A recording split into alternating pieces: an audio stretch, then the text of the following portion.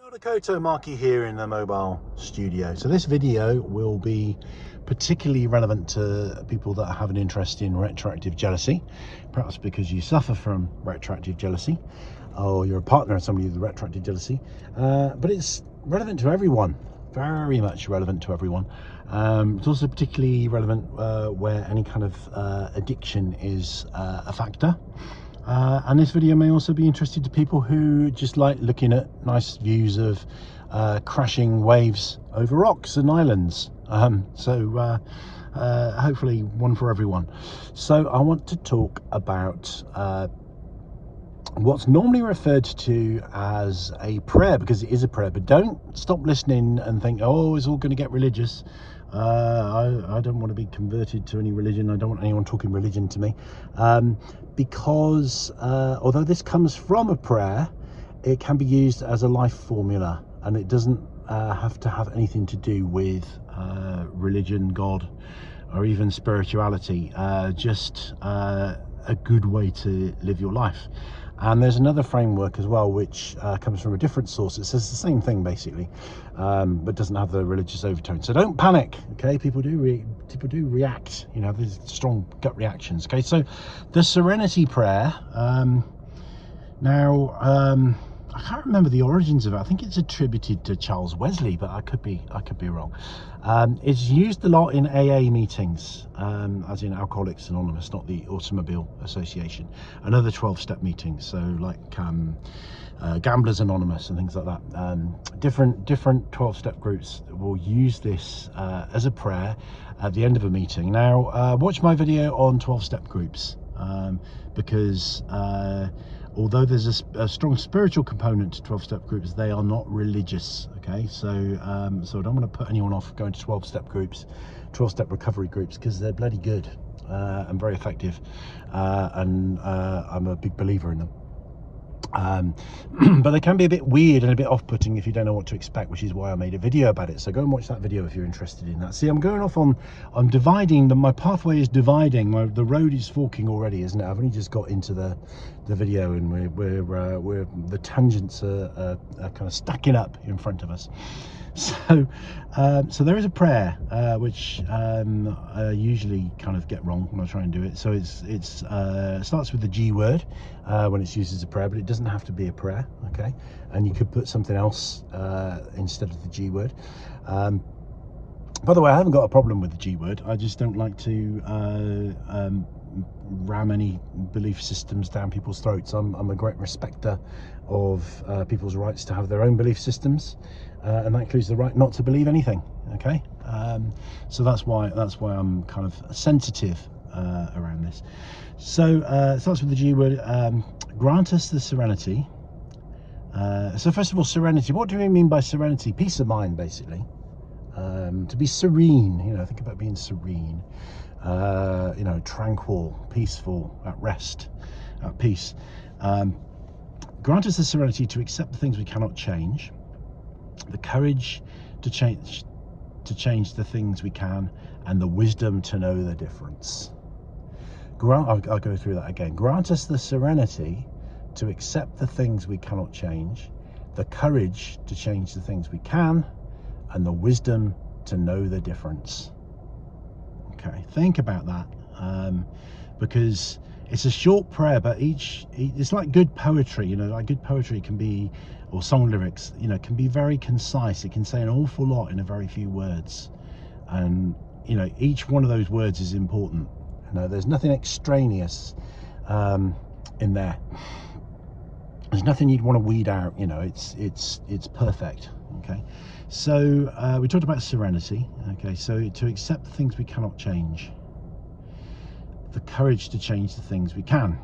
Okay, so as human beings, we avoid doing the things that we know would benefit us or others, like the plague, for a whole bunch of reasons. And I'm a psychotherapist.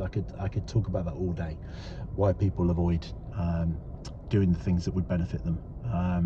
There's as many potential reasons for that as there are grains of sand on the beach, almost, you know. One of which is there is a natural mechanism within our psyches that is, I'm being theoretical now, by the way, because you can't prove this in a lab, but it's quite an established theory that there's a natural kind of homeostasis, a natural mechanism within our minds, within our psyches, that makes change uncomfortable. Okay, and it serves a purpose because we need some kind of stability of personality. Otherwise we'd all be all over the bloody place, wouldn't we? So if 1 minute you know, I'm super shy and can't bear you know, interacting with people, and the next minute I'm super extrovert and you know, you can't get me to shut up, and then the day after that I'm timid and risk averse, and then the next day I'm I just want to put myself in life-threatening situations for shits and giggles. That's going to be quite confusing for anyone around me. Okay, so you know, yes, we can swing from one extreme to another, and that does happen, but generally there is some stability within our personalities, and we're kind of the same people that could be recognized, you know, that can be consistent. Now that can change. You know, we can do some therapy work, we can work on our inhibitions and become more confident, or we can have a head injury and become aggressive. You know, all kinds of things can make that change positive, you know, for good or bad. But ultimately there is a mechanism within us which maintains some stability of personality, which is why change can be so hard, which is why people fight their therapists, you know. So it's what we call resistance in the therapy world, when the client you know, has a strong reaction, a strong negative reaction to an intervention from the therapist. But it doesn't have to be a therapist involved, you know, it can be just life will try and push us in one direction and we'll have a strong resistance to it, or we read a book that you know, potentially, you know, would give us an epiphany, a penny would drop, but the penny doesn't drop because this mechanism prevents us from noticing the penny dropping, which is really interesting. So change is hard, okay, and we avoid it. Also, sometimes we want to avoid responsibility. Sometimes we want to just blame others for our situation. So like with retroactive jealousy, you know, it requires a willingness to change, a willingness to not necessarily let go of beliefs, but not to keep reinforcing them or cling to them rigidly, or to die on the hill of those beliefs. Okay, it's that whole question of would you rather be right or happy. So when I go on some of these online support groups, there seem to be two kinds of people on there. One kind that just want to talk about how bad partners are, because they slept with too many people, or they slept with the wrong people, or they had, you know, attraction to the wrong people, or and it's their fault that I feel so bad, because, you know, their values were wrong and not right, and different values to me, and how can I live with that? So that's, and I started to slightly lose my thread. So I'm talking about resistance, wasn't I? So, and willingness to change. So so the two kinds of people, and then the other kind of people that are on the forum, people that are willing to change, at least in principle. You know, they're thinking, yeah, I know that the reason I'm miserable and suffering with this condition is because I'm not willing to let go of some of these thoughts. You know, I want to keep these thoughts going. I want to keep these thoughts going because, you know, that's how I think and that's who I am, and you know, I'm not going to change that for anyone, even if I'm miserable and have retroactive jealousy for the rest of my life. So, and the people that are willing to change doesn't mean that they're just going to do it. It takes a long time to change. Sometimes it takes a lot of effort. That's why people, you know, people like me exist, because people need support often to make big changes in their outlook or in their behaviour or anything like that. And I'm going to change the camera angle around, because there's a really nice crashy wave that's happening on another rock, and you can't see it from here. So I'm just going to give you a better view. We'll zoom in as well while I talk about the next bit. So just watch the left of that rock, because there's every now and again a big, very impressive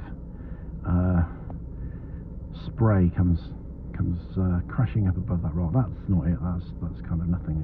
It's much bigger. Just be patient and it will happen. So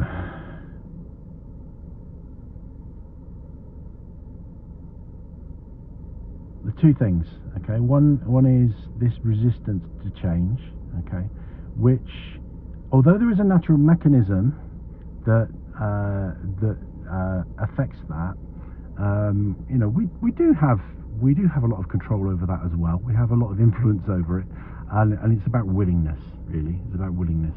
So willingness to change the things that, not because somebody else says we should change them, but because they're not serving us, okay. And this is where the wisdom to know the difference comes in, the wisdom to know the difference between what we should accept and what we should change. And I think retroactive jealousy is where we can't accept things that we can't, the things that we can't change. We can't change our partner's past, but we refuse to accept it. We can change our attitude to our partner's past, but we refuse to do it. Okay, so the camera's a bit blurred. I'm not getting a good shot of that crashy wave. I think I've zoomed out too much. So that's where those three things are so important. You know, they nail everything. If we want serenity, if we want peace of mind, if we haven't got peace of mind and we want it, and with retroactive jealousy there's no peace of mind, okay, we have to accept the things that we can't change, we have to change the things that we can, and we need to be wise enough to know the difference. Because if we put a lot of effort into trying to change the things that we can't, then, you know, that's the path of, you know, that's the path of insanity. So let's talk more about accepting the things that we can't change. Okay, and this is where I'm going to draw on another model which comes from Stephen Covey. Now Stephen Covey, you might know the name. He wrote, I can't remember the exact title, but you'll be able to find it from this. It's something like The 7 Habits of Effective People, which is a book I think everybody should. Not necessarily everybody should read, because not everyone's into reading books, but I think everyone should be exposed to the content of this book at, you know, at school, because it's just such practical, useful stuff that he talks about in there. And he talks about a sphere of it's a long time since I've read it, so I might even misquote this, but he talks about a sphere of influence. And we should only focus on what's within our sphere of influence. If something's beyond our sphere of influence, don't worry about it.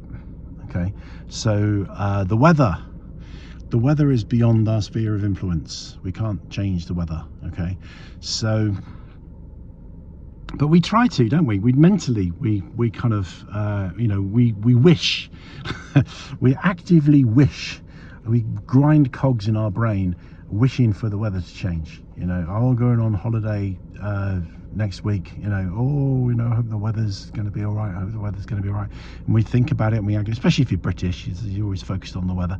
You agonize about it, and mentally you're kind of trying to will the weather to be the way you want it to be. It doesn't make any difference at all. It just wastes your energy. It's beyond your sphere of influence. Just forget it, let it go. And there are things within our sphere of influence that we don't, you know, we don't do. We neglect, you know, we neglect things, you know. So sometimes, you know, I talked about the, you know, I've been very kind and gentle so far, and I said, well, you know, there are things that we don't change because it's hard to, because there's things that forces that work against us when we try and change. But sometimes we just don't do things out of laziness or avoidance or you know, less good reasons, you know. So maybe, you know, people that don't look after their children properly or don't look after their animals properly, that kind of thing, you know. So or it's about kind of getting organized and making sure that we, you know, meet deadlines, and, you know, we don't overspend and go into debt, and, or, you know, unmanageable debt at least.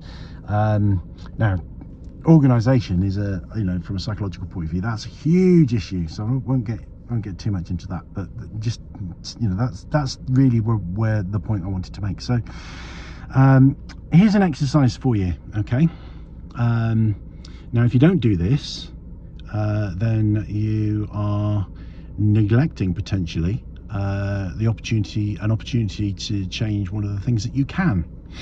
Okay, because by doing this exercise, it will help you make changes. Okay, so if you don't do it, that's interesting, isn't it? Why are you avoiding it? I mean, it may not be relevant. It might legitimately not be a helpful thing for you. I'm going to move because it's hurting my arm here.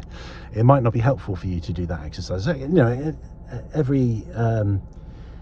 not every exercise is helpful to every person at every time, which is fair enough, but it might well be that it's a damn useful exercise, but you're not going to do it because you can't be asked, or you're frightened of what you're going to find out about yourself. But the exercise is, make a list of 5 things. I say 3 to 5 things. Everybody should be able to do at least 3, so do at least 3, 5 if you can, or more if you want to. 3 to 5 things, 3 things that you are mentally trying to exert control over by wishing, hoping, expending mental energy, ruminating, agonizing. Or it might be, that you're actually doing this with your partner. You're saying to them, why did you do that? Surely you shouldn't have done that. What, mate, why did you have to do that? That's all part of the same process. They did it. So things that you are mentally trying to change that you can't, your only option is to, well, you don't have to accept them.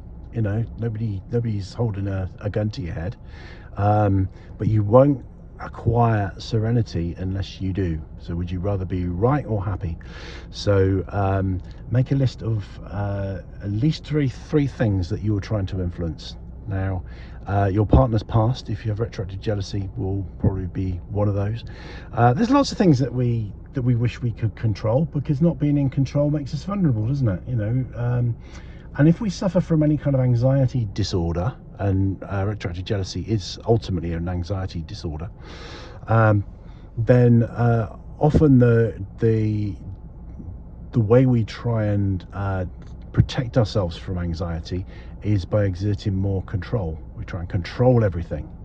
So this is where you get, like, controlling partners in relationships, and where it becomes abusive.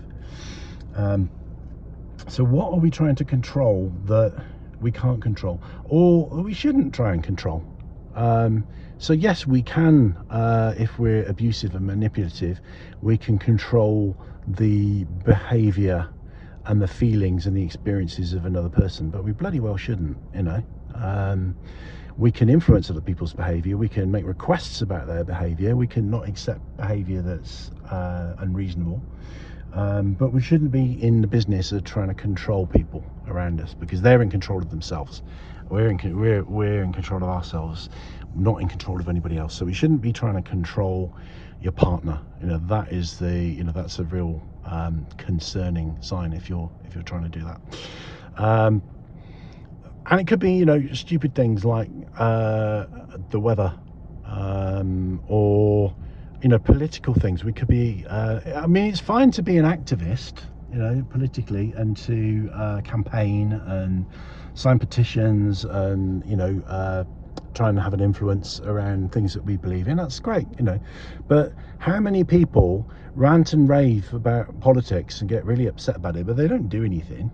They don't even join a party, or they might not even vote, but they'll get very aerated about what's going on politically.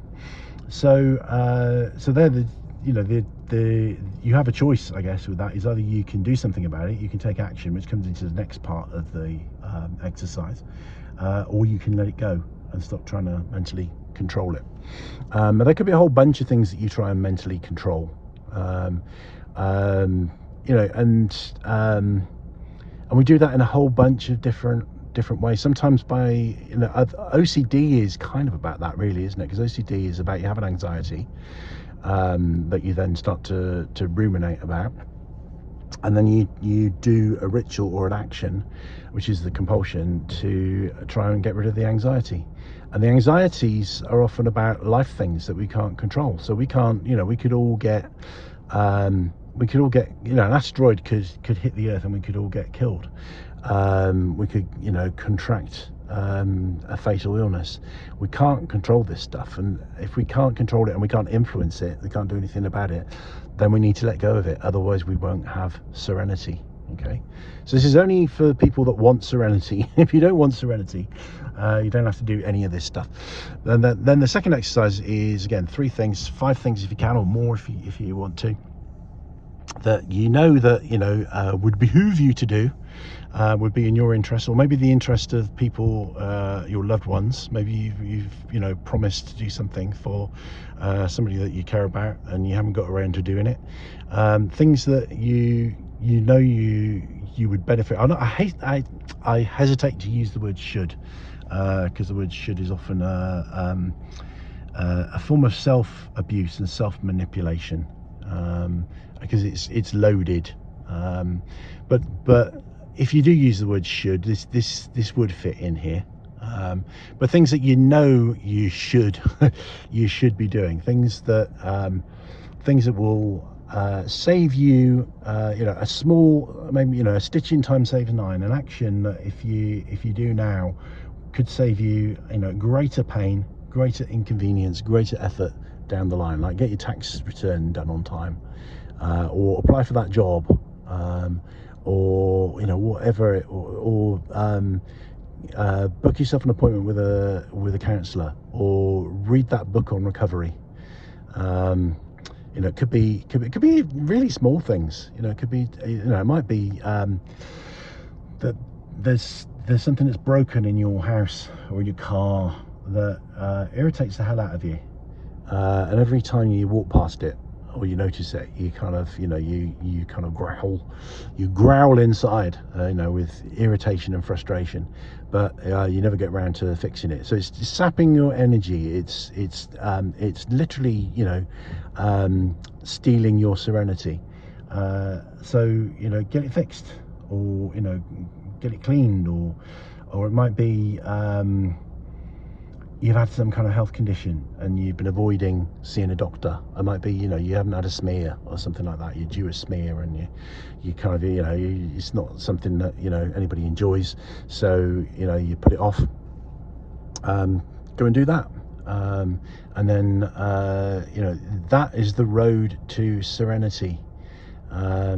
So to me, I just love that formula. It just makes sense, because I think it applies to everyone, because all of us at any one given time are trying to mentally or in some other way influence things that we can't influence, that we can't change, that we can't do anything about. And there's things that we damn well could do something about, and we're not, for a whole plethora of reasons. And I don't want to sound like a kind of finger wagger here with why haven't you cleaned your room, young man, young lady, because this is something that applies to all of us. I don't think there's some really efficient, effective people in this world that are high achievers and stuff like that. But if you got them to sit down and do this for, there'd be things on there for them. I just think there's always something there. So this isn't a stick to beat yourself with. This is a formula to improve your life. Okay, and doing hard things and things we put off, it's by its very nature it's hard, and I have a lot of sympathy for that. Having autism and things like that, and pathological demand avoidance, I totally relate to it. So it doesn't mean you've got to do it on your own, and it doesn't mean you've got to do it all in one go. So some of these monkeys on your back, as I like to refer to it, you could get some help. You could ask somebody else to do it for you. There's no shame in that. It doesn't have to be you have to physically do it. You could pay somebody to do it. Maybe somebody owes you a favor. Maybe your partner will do it if you tell them how much it's how stuck you are, and how much you're struggling with getting it done, how important it is to do it. Or you could break it down into micro tasks, and just do something easy. Start with the easy wins. Start with the low-hanging fruit, that kind of thing. Or just even if you do nothing, even if you do this exercise and you don't actually it doesn't change your behavior or your thinking in any way, at least you're enlightened. At least you know what you're avoiding, and at least you know what you're unnecessarily ruminating about. So I remember when I worked in I've spent many years working in residential treatment centres for drugs and alcohol and other addictions, and I had a colleague once that said to a group of clients, you know, you can always, you know, it's always your choice. You know, the drink and the drugs are always there for you. You can always go back to them. You know, they're never gonna be denied to you. But if you do, your drinking, your drug use will never be the same again, because because of what you now know that you didn't know before. You know, so what they say, in other words, we have actually spoilt your drinking and your drug use for you. Should you go back to it, we've already spoilt it. It's not ever going to be the same, even though, you know, you have every choice. You know, you can make that choice if you so wish. So yeah, notice if you experience any resistance to doing that exercise. If you are experiencing resistance, that's usually a sign that doing so will have a profound and positive change in your life. So resistance actually can be a useful gauge. If you have a real resistance towards doing something, often that's a sign that there's a big benefit to doing it. I mean, obviously there's other reasons why you might have a resistance to doing something. It might be a foolish thing. Right? I've got a resistance to jumping off cliffs, which is good, but often, you know, when it's like a healthy thing, you know, positive change or something like that, and you have a real fear, a real knot in your stomach, a real real reluctance, that can be the sign that, you know, you don't have to do it, but if you do, you might be surprised at how beneficial it is to you. You know, it might be immensely life-changing. So that's another thing to be aware of. So just do the fucking exercise and just write it down, okay? If you want to share the results in the comments, it'd be very interesting to see, but obviously it's private, you don't have to. But if you want to share them and you think it'd be helpful and promote a good discussion, if you disagree with me about any of this, let me know. If you have an alternative opinion, that's always interesting to know. Or if you have any examples of where you've kind of applied this kind of thinking in your life. If you've been involved in 12-step recovery, you'd probably be familiar with this, and hopefully you will have applied it. And are you serene? Have you, you know, is there anyone watching this now that, you know, can say, look, you know, I do feel serene. I've you know, I experience, I mean, there's always shit always happens in life. Serene doesn't mean that, you know, you're in this kind of blissful state where nothing can touch you. You know, if you're serene, you can still experience bereavement and job loss and illness. You know, everything that life can chuck at you, but basically you're not creating your own mental hell.